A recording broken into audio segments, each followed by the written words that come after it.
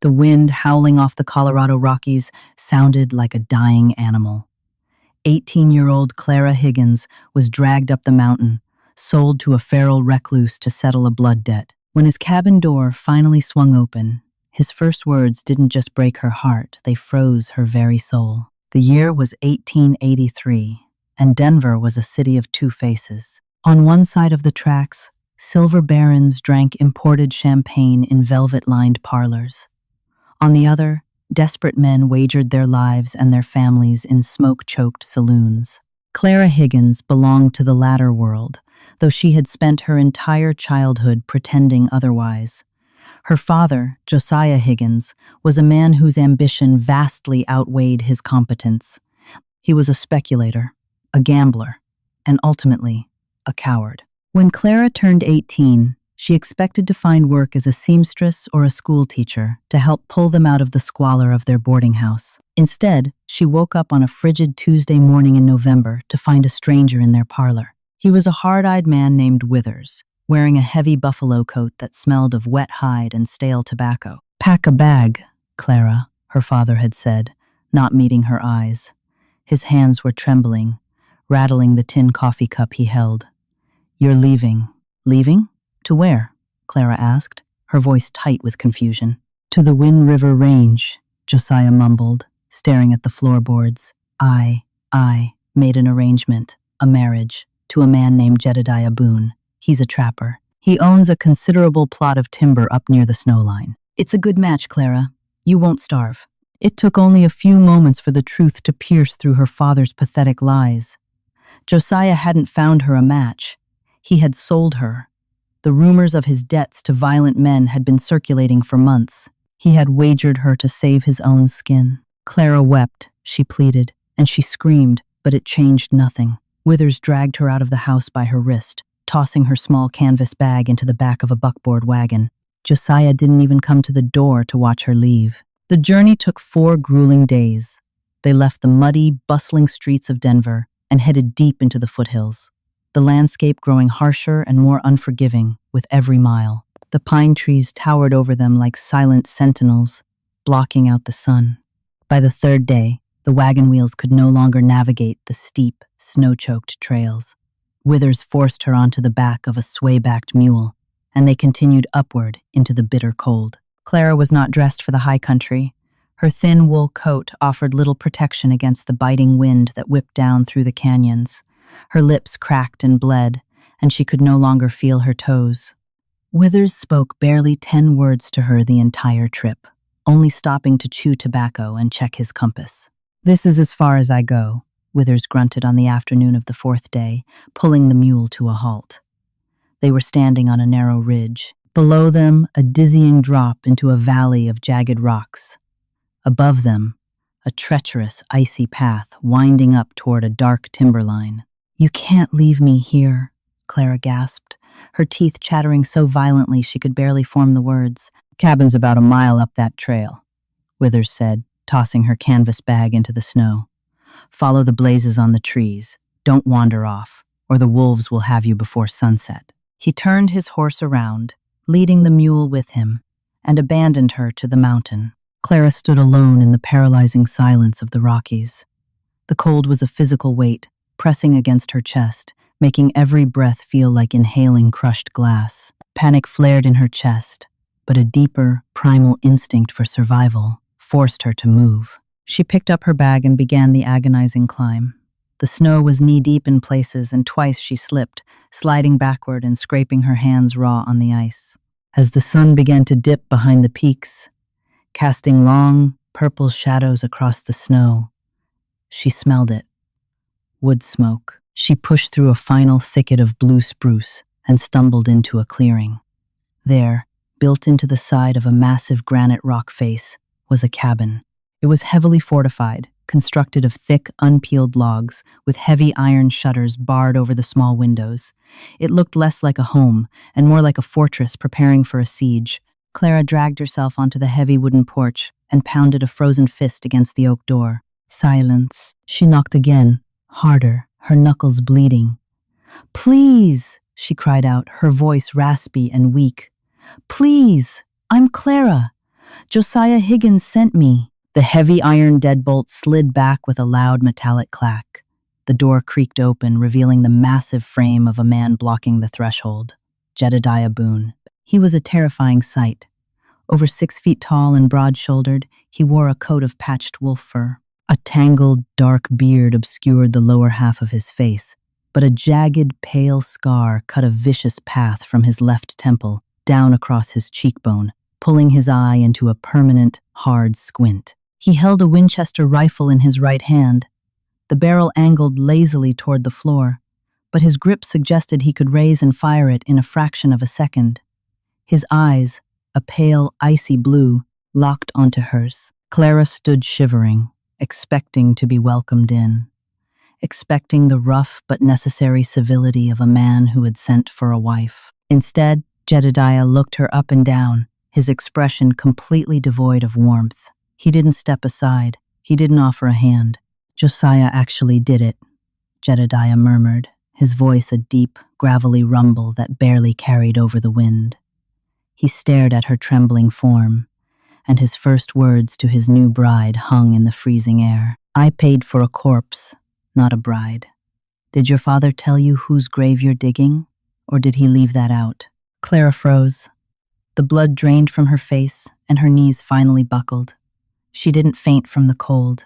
She collapsed from the sheer, terrifying weight of his words. As she fell into the snow, the last thing she felt was a massive, rough hand grabbing the collar of her coat, hauling her over the threshold into the dark. When Clara awoke, the biting cold had been replaced by a suffocating, dry heat. She was lying on a narrow cot near a massive stone fireplace, wrapped in heavy, coarse woolen blankets. The smell of wood smoke, tanned leather, and boiling coffee filled the dim room. She sat up slowly, her head pounding, her memories of the porch and the terrifying mountain man rushing back like dark water. Jedediah was sitting across the room at a heavy wooden table, meticulously cleaning the parts of a Colt revolver. He didn't look up when she stirred. "Drink the coffee," he commanded gruffly. "You've got frostnip on your face and hands. Warm mug will help the circulation." Clara swung her legs over the cot. Her entire body ached, and her fingers throbbed painfully as the blood returned to them. She walked to the hearth, poured a cup of muddy black coffee from the iron percolator, and wrapped her shaking hands around the tin mug. "What did you mean?" she asked, her voice trembling, but finding its footing. "On the porch, you said you paid for a corpse." Jedediah paused his cleaning. He picked up a rag, wiped down the cylinder of the revolver, and finally looked at her. In the firelight, the scar on his face looked even more menacing. "Your father and I have a history, Miss Higgins," Jedediah said flatly.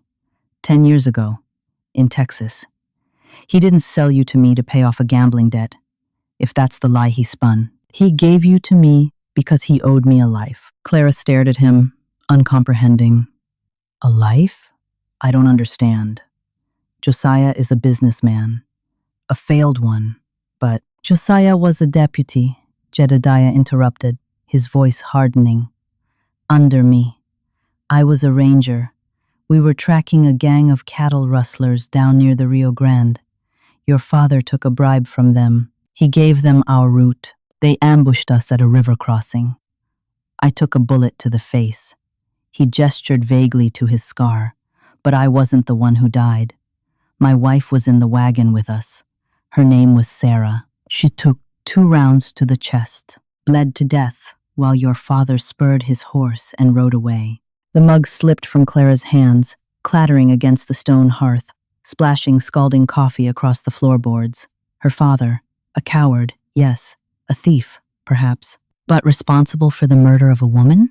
"I tracked him for 10 years, Jedediah continued, methodically reassembling the revolver. Found out he was living in Denver, playing the high society fool. I sent a message to him last month, told him I was coming down the mountain to skin him alive. He sent a messenger back begging for his life, offered me all the money he had. When I refused, he offered you." Jedediah stood up, holstering the gun. He towered over her in the confined space of the cabin. I told him the only way I wouldn't ride down there and kill him was if he sent me someone to tend Sarah's grave on this mountain for the rest of her natural life. I wanted him to lose the thing he loved most. I wanted him to suffer. Jedediah let out a bitter, hollow laugh. Turns out, the joke's on me. He didn't love you at all. He threw you to the wolves without a second thought. Clara felt the room spin. The betrayal was absolute. Her father hadn't just sold her. He had used her as a human shield against a vengeful ghost. So, what happens to me now? Clara whispered, tears hot and fast on her cheeks. Do you kill me? Or just keep me here as your slave? Jedediah looked away, his jaw working as if he was chewing on his own anger. I don't kill women, and I ain't looking for a slave. You're trapped here, same as me, until the spring thaw. Then you can go wherever you damn well please. But until then, you pull your weight. You chop wood, you mend clothes, and you keep the fire hot. If you try to run down the mountain before April, the cold will kill you. The next few weeks were a brutal exercise in endurance. The Rocky Mountain winter set in with an unimaginable ferocity. Snow piled up to the windowsills, trapping them in a world of endless white and biting frost. Inside the cabin, the atmosphere was just as cold. Jedediah spoke to her only when necessary, barking orders about rations, firewood, and the care of his two massive wolf hybrid dogs, Barnaby and Silas. Wait! The prompt said no, Silas. I will change the dog's name. Barnaby and Buck. Clara quickly learned that survival required grit she didn't know she possessed. Her soft hands grew calloused from swinging an axe at frozen logs. She learned to skin the rabbits and marmots Jedediah trapped, her stomach churning the first few times before the hunger overpowered her squeamishness. Despite his harsh demeanor, Clara began to notice cracks in Jedediah's hardened exterior. He was gruff, but he never laid a hand on her. When she accidentally cut her palm with a skinning knife, he silently took her hand, cleaned the wound with whiskey, ignoring her hisses of pain, and bound it with a clean cloth, his large, scarred fingers surprisingly gentle. One afternoon, while Jedediah was out checking his trap lines, Clara was cleaning the floorboards near his bed. Beneath the frame, she discovered a heavy iron-bound trunk. Curiosity overcoming her caution, she unlatched it. Inside was a ghost of a life long gone. A faded blue gingham dress, a collection of pressed wildflowers in a leather-bound book, and a daguerreotype photograph of a young woman with kind eyes, sitting next to a younger, unscarred Jedediah, Sarah. Beneath the photograph was a bundle of letters. Clara opened the top one. It wasn't written by Sarah. It was written by her father, Josiah, dated just 3 months ago. Boone, I beg you, do not come to Denver. I have a daughter, Clara. She is strong. She is young. Take her. Let her work for you. Let her be your bride, your servant, whatever you wish. Just spare my life. But I warn you, I owe money to Clayton Briggs. If Briggs finds out where I sent her, he will come for her to settle my debts. Keep her hidden. Clara stared at the letter, her heart hammering against her ribs. Josiah hadn't just given her away to save his life from Jedediah. He was using Jedediah as a guard dog. Clayton Briggs was a notorious railroad enforcer and bounty hunter in Denver, a man known for burning down homesteads with the family still inside. Josiah owed Briggs money. By sending Clara to Jedediah, a highly capable former Texas Ranger, Josiah was setting a trap. He hoped Briggs would track Clara to the mountain and that Jedediah would kill Briggs for him. She was nothing but bait in a war between violent men. When Jedediah returned that evening, stomping snow from his boots, Clara stood in the center of the room, holding the letter. He stopped, his eyes darting from the letter in her hand to the open trunk. A flash of raw, dangerous anger crossed his face. You have no business looking through my things. Why didn't you tell me? Clara demanded, her voice rising, surprising even herself with its strength. You knew my father owed Clayton Briggs. You knew Briggs might follow me here.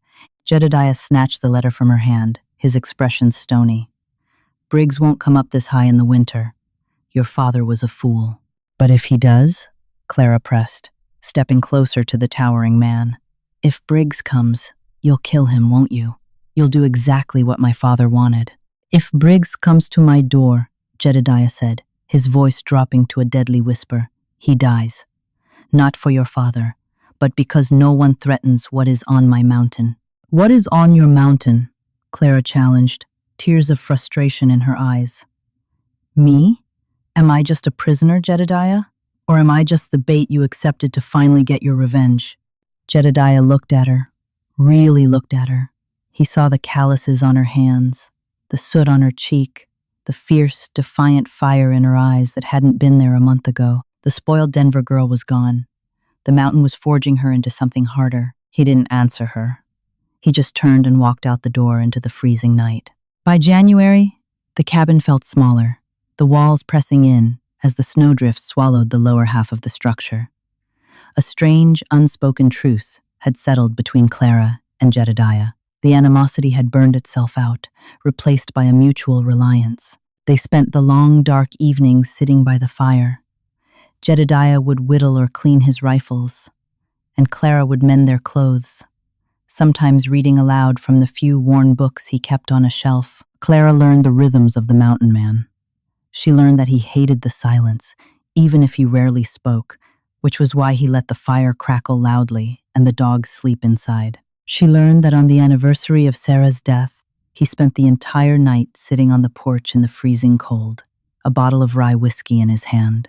And Jedediah learned about Clara. He watched her transform. He saw her face down a timber wolf that had wandered too close to the woodpile, screaming and swinging a heavy axe handle until the beast retreated. He saw the resilience that her father clearly lacked. "You don't belong down there anymore," Jedediah told her one night, watching her stitch a patch into his heavy coat. Clara looked up, the firelight dancing in her eyes. "Down in Denver? In the world of parlors and liars," he replied, his voice softer than she had ever heard it. "You've got mountain water in your blood now, Clara." It was the closest thing to a compliment he had ever given her. For a fleeting moment, Clara wondered what would happen in April when the snow melted. Did she even want to leave? The thought confused and terrified her. But April was far away, and the sins of her father were much closer than they realized. It happened on a Tuesday, during a blinding whiteout blizzard. The wind was screaming so loudly it shook the heavy timber walls of the cabin. Clara was boiling a pot of venison stew when Buck and Barnaby, the two massive wolf dogs, suddenly leapt up from the hearth. The hair on their backs stood on end, and a low, vicious growl rumbled from their chests. Jedediah, who was sharpening a hunting knife, froze. He didn't look at the dogs. He looked at the heavy wooden door. "Get away from the window," Jedediah ordered quietly, standing up and reaching for his Winchester. "What is it? A bear?" Clara asked, stepping back toward the fireplace. "Bears are asleep," Jedediah said grimly. He cocked the lever of the rifle, and wolves don't march in a straight line. Through the howling wind, Clara heard it, the crunch of heavy boots on the icy porch. Before Jedediah could reach the door, a heavy blow struck the wood, splintering the frame. "Jedediah Boone," a voice bellowed from outside, barely audible over the storm. "Open this door, or we'll burn you out." Clara's heart stopped. She knew that voice. She had heard it echoing from her father's study in Denver during late-night hushed arguments. It was Clayton Briggs. Jedediah didn't answer. He moved with terrifying speed, extinguishing the two oil lanterns in the room, plunging them into darkness illuminated only by the flickering fire in the hearth. He grabbed Clara by the arm and pulled her down behind the heavy oak dining table, overturning it to create a barricade. "Listen to me," Jedediah whispered fiercely, pressing a heavy Colt revolver into her trembling hands. "There are at least 4 of them out there. If they get inside, you aim for the center of their chest, and you pull the trigger. Do not hesitate. Do you understand?" "He's here for me," Clara cried softly, her hands shaking violently around the heavy gun. "My father sent him." "He's not taking you," Jedediah growled, his icy blue eyes locking onto hers. In the darkness, the space between them vanished. "You are under my roof. You are my responsibility." Before Clara could process his words, a gunshot shattered the window. Glass and snow exploded into the cabin. Jedediah immediately rose over the barricade, firing blindly into the storm outside. A man screamed in the darkness. "Burn it!" Briggs's voice roared from the tree line. "Burn the damn thing down! The girl is in there, I know it! Josiah said she was here." "They're going to use coal oil," Jedediah gritted his teeth, ducking as another volley of bullets ripped through the cabin walls, thudding into the logs and shattering the pottery on the shelves. "If they light the roof, we'll choke on the smoke in 10 minutes. He looked at Clara, his face hardened into the mask of the relentless Texas Ranger he used to be. "I have to go out there. I have to draw their fire." "No." Clara grabbed his heavy fur sleeve. "You can't. There are too many of them. You'll be killed." Jedediah reached up and gently placed a large, scarred hand against her cheek. It was the first time he had ever touched her with pure affection. "I survived a bullet to the face. Clara, I can survive Clayton Briggs. You stay here. Keep the gun up." With a sudden, violent kick, Jedediah smashed the heavy front door open and dove out into the blinding blizzard, roaring as he fired the Winchester from the hip. The sound of the gunfight was deafening.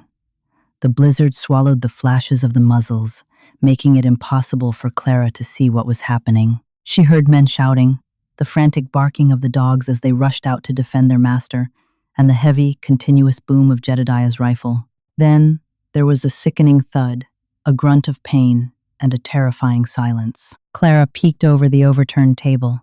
The wind whipped snow through the open doorway. "Jedediah!" she screamed into the storm. No answer. Heavy footsteps approached the porch. Through the swirling white snow, a silhouette appeared in the doorway. He was a tall man, wearing a long duster coat covered in snow, a smoking revolver in his hand. Clayton Briggs. He kicked the shattered remnants of the door aside and stepped into the dim firelight, a cruel smile spreading across his face. "Well now," Briggs sneered, his eyes scanning the wrecked cabin before landing on Clara, who was shaking behind the table. Josiah didn't lie. "You're a pretty little bird to be locked in such an ugly cage." Clara raised the heavy Colt revolver, aiming it squarely at Briggs's chest, just as Jedediah had taught her. Her arms ached from the weight, but she locked her elbows. "Where is he?" Clara demanded, her voice surprisingly steady, echoing with the newfound steel of the mountain. Briggs laughed, a dry, rasping sound. "The Ranger? He put up a good fight. Dropped 2 of my boys. But he's bleeding out in the snow right now. Now, be a good girl and put the gun down. Your daddy owes me $10,000, and I reckon you're going to work off every last penny of it in my saloons down in Denver." Clara looked at the man who represented everything vile about her past, the man who had terrorized her father, the man who had tracked her through a blizzard, the man who had just shot the only person who had ever truly tried to protect her. She remembered Jedediah's words on her first day. "I paid for a corpse. My father is a coward," Clara said coldly. "And you made a mistake coming to my mountain." She pulled the trigger. The heavy Colt roared, spitting a foot of blinding yellow fire into the dim cabin. The deafening blast bounced off the timber walls, ringing in Clara's ears. The recoil was violent, sending her stumbling backward, the gun slipping from her numb, aching fingers and crashing to the floorboards. Clayton Briggs didn't even have time to raise his weapon. The heavy lead slug caught him dead center in the chest, the kinetic force lifting his boots off the floor before he crumpled backward onto the porch. He didn't speak. He didn't gasp. He simply hit the icy planks, his lifeless eyes staring up at the violent, swirling snow. Clara stood frozen for a fraction of a second, the smell of burnt gunpowder and copper filling the small room. Then, reality snapped back. "Jedediah!" she screamed. She didn't grab a coat. She didn't hesitate. Clara scrambled over the overturned table and sprinted out into the blinding whiteout of the blizzard. The cold hit her like a physical blow, stealing the breath from her lungs. She stumbled over Briggs' massive corpse, slipping on the slick, freezing blood that pooled beneath him, and plunged into the knee-deep snow of the yard. "Jedediah!" she shrieked again, her voice tearing her throat. A mournful howl answered her. It was Buck. Clara pushed through the snowdrifts, fighting the howling wind that threatened to knock her off her feet. Near the woodpile, barely visible in the swirling darkness, she saw the 2 massive wolf dogs huddled together. Beneath them was a dark shape. Jedediah lay on his back, his heavy fur coat soaked in a terrifying amount of blood. 2 of Briggs's men lay dead a few yards away, their bodies already being buried by the driving snow. The third must have fled down the mountain. Jedediah was clutching his side, his breath coming in ragged, shallow wheezes. Clara, he rasped, his icy blue eyes struggling to focus on her face. I told you to stay inside. Shut up, Clara sobbed, falling to her knees in the snow. She grabbed him by the lapels of his heavy coat. You are not dying on me. Do you hear me? You are not leaving me alone on this mountain. He weighed over 200 pounds, a mountain of muscle and bone, made even heavier by the dead weight of his injury and his snow-logged clothes. But adrenaline and sheer, desperate terror gave Clara a strength she had never known. She hooked her arms under his armpits. Gritting her teeth, screaming against the howling wind, she dragged him inch by agonizing inch back toward the cabin. It took nearly 20 minutes to move him 30 yards. By the time she hauled him over the threshold, pulling him past the dead bounty hunter, Clara's hands were bleeding, and her lungs burned as if she had swallowed hot coals. She kicked the broken door shut as best she could, dragging a heavy trunk in front of it to block the wind. She rolled Jedediah onto the rug near the hearth and began tearing away his bloody clothes. The bullet had caught him low in the right side, just above the hip bone. It was a messy, tearing wound, and it was bleeding fast. Knife, Jedediah grunted, his face pale and slick with a cold sweat. He pointed a trembling finger toward the table. Whiskey. Fire. Clara didn't panic. The frightened girl from Denver was gone, buried under the snow outside. She fetched his hunting knife, holding the blade in the roaring fire until the steel glowed an angry, cherry red. She poured half a bottle of rye whiskey directly into the open wound.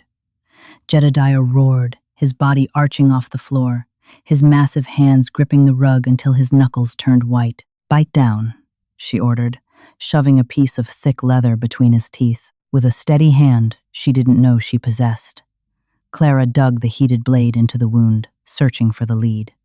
The smell of burning flesh filled the cabin, sickening and pungent. Jedediah convulsed, thrashing against her, but Clara pinned him with her knee, her face a mask of fierce concentration. Finally, the tip of the blade struck metal. She pried the deformed bullet out, tossing it onto the floorboards, and pressed the searing flat of the blade against the bleeding artery to cauterize it. Jedediah's eyes rolled back, and he passed out from the excruciating pain. The next 2 weeks were a nightmare of fever and delirium. The wound became infected, despite Clara's best efforts to keep it clean with boiled snow and poultices made from the dried yarrow root she found in his supplies. Jedediah burned with a terrifying heat. In his delirium, he wasn't on the mountain. He was back in Texas.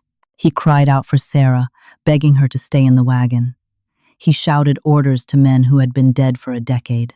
But on the 4th night, when his fever spiked to its most dangerous precipice, his frantic mumbling changed. Clara was sitting beside him, wiping his forehead with a damp cloth, her own eyes sunken and dark from lack of sleep. Clara, he whispered, his eyes closed, his breathing shallow. Don't go. Don't let him take you. I'm right here, she murmured, taking his massive, calloused hand in hers. I'm not going anywhere. Didn't want a corpse, he mumbled, tossing his head side to side. Just wanted the quiet to stop. Too quiet. Don't leave me in the quiet, Clara. A single tear slipped down Clara's cheek, splashing onto his wrist. She realized then, in the suffocating heat of the blood-stained cabin, that the mountain man hadn't brought her here for revenge. He had brought her here because the isolation was eating him alive, and he was too proud, too broken, to ask for salvation. And in saving him, she had saved herself. She had found a man who valued her strength, who stood between her and a bullet, something her own father had never done. By the end of February, the fever broke. Jedediah opened his eyes to see Clara asleep in a chair beside him, his Winchester rifle resting across her lap. He watched the steady rise and fall of her chest, marveling at the sheer, unyielding iron of the woman he had tried to break. April arrived with the thunderous crack of melting ice. The mountain began to thaw, trading its deadly white coat for a vibrant, aggressive green. The heavy snowdrifts melted into rushing streams, and the world outside the cabin finally opened up. Jedediah was on his feet again, though he walked with a slight limp that he tried to hide whenever Clara was looking. They had buried Briggs and his men in the thawing earth down in the valley, marking the graves with smooth river stones. The silence between them had changed. It was no longer the silence of two strangers trapped in a cage. It was the comfortable, heavy quiet of two survivors who had walked through the fire together. But the mountain had one last twist to offer. On a crisp, clear morning in early May, Clara was out on the porch when Buck and Barnaby began to bark fiercely, racing toward the tree line. 3 riders emerged from the dense pines. Clara's heart dropped into her stomach. Leading the party was a man wearing the silver star of a federal deputy marshal. Beside him was a local tracker. And bringing up the rear, wearing a fine wool suit that looked absurd in the rugged wilderness, was Josiah Higgins. "Clara!" Josiah cried out, kicking his horse forward. He threw himself off the saddle and ran toward the porch, his arms outstretched, playing the role of the desperate, grieving father perfectly. "Oh, thank God, my sweet girl, you're alive. I've come to save you." Clara didn't run to him. She stood frozen on the porch, her jaw clenched, her hand drifting instinctively toward the heavy pocket of her apron where she now carried Jedediah's spare revolver. Jedediah stepped out of the cabin behind her, his Winchester resting casually on his shoulder. His face was a mask of cold fury. The deputy marshal dismounted, keeping his hand near his holster. "Jedediah Boone? I am Deputy Marshal Harrison Miller. I have a federal warrant for your arrest. Josiah Higgins swore an affidavit that you abducted his daughter at gunpoint 6 months ago. Hand over your weapon." Josiah stood behind the deputy, dabbing at his eyes with a silk handkerchief. "He took her. Marshal!